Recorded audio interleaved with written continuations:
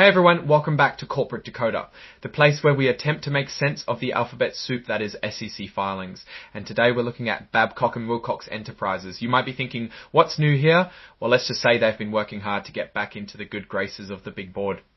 So what's the big news? Babcock Wilcox, a company that's been around for a while, has some good news to share about their stock. They've managed to climb back over that critical price threshold required by the New York Stock Exchange. It's like getting back on the nice list after a bit of a wobble. Before we dive into the details, if you dig straight to the point analysis of company reports, hit that subscribe button and join our Discord community linked in the description below. This document is a Form 8K, which is like a special bulletin from companies to let investors know about important events that aren't part of their regular quarterly or annual checkups. Think of it as a company posting a breaking news alert. This particular filing is about them meeting a specific listing requirement for their stock. The report itself is dated September 3rd, 2025, and that's the day the important event happened, which is when they announced they'd met this NYSE requirement. The company at the heart of this report is Babcock Wilcox Enterprises, Inc.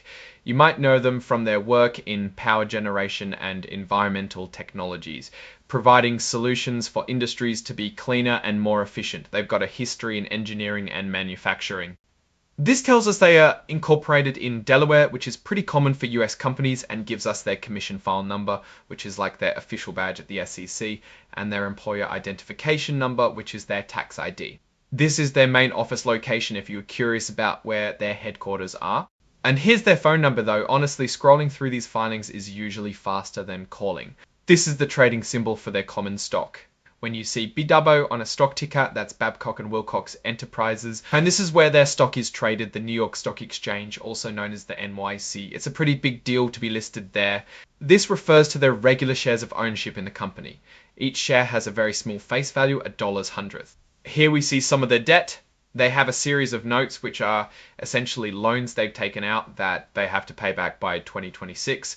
And these particular notes come with an 8.25% interest rate. That's a cost of borrowing for the company.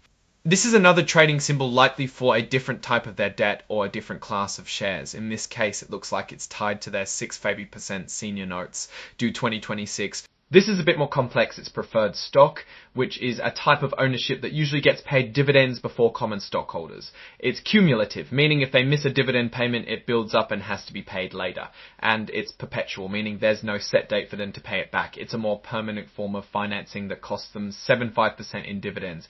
Now, the most important part of this filing, the reason for the special bulletin, is all about their stock price. You see, the NYSE has rules to make sure the companies listed on their exchange are offering a certain level of value and stability. One of those rules is about the average price of a company's stock. If a company's stock price falls too low for too long, the NYSE can warn them and eventually delist them, meaning their stock wouldn't be traded on the exchange anymore.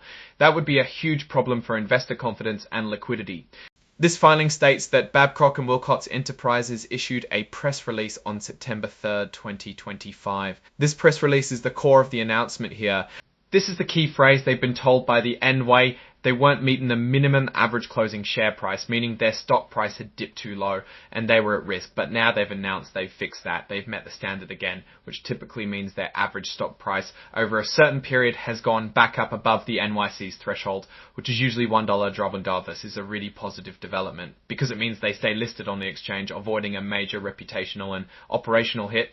Think about it this way, even if their stock dropped to say 50 cents a share, which is below the dollar threshold, if they can get it back up to an average of over $1, say $1.10, they are back in compliance. This often happens when a company has good news, or maybe they have a plan in place to boost their stock price and it starts working. For a company like Babcock Wilcox, maintaining their NC listing is crucial for their image and for attracting investors. It shows they are still a viable, significant company in the eyes of the stock market. So what does this mean for them? It means they avoid the serious consequences of being delisted from the NYSE. They can continue to trade their shares on the main exchange, which is often viewed as a sign of strength and stability. For investors, this is good news because it means their investment remains liquid and accessible on the major exchange. It also suggests that whatever steps the company took to raise its share price, perhaps through positive business updates, cost-cutting measures, or investor relations efforts, have been successful, at least in the short term. This refers to an attachment to the filing, the actual press release itself. It's like the official certificate showing what they've achieved.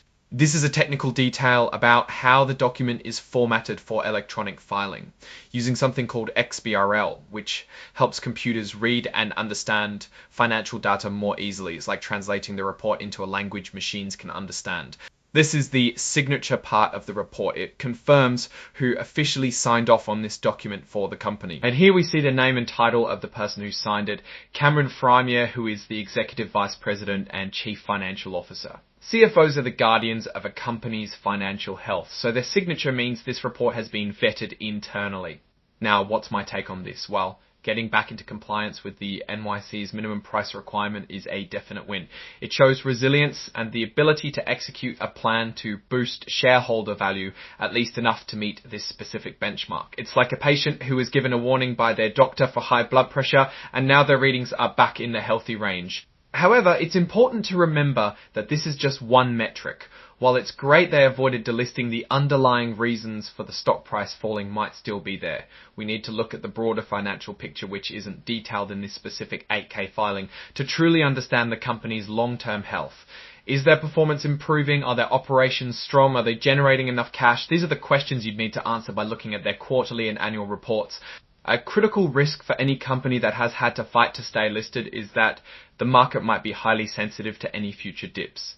They've been on the edge and the perception of stability can be fragile. The opportunity here is that they can now focus on sustainable growth without the immediate threat of delisting hanging over them.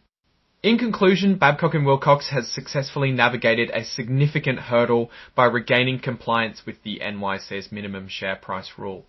It's a positive step that boosts confidence, but as always, true success lies in consistent, strong financial performance and strategic execution over the long haul.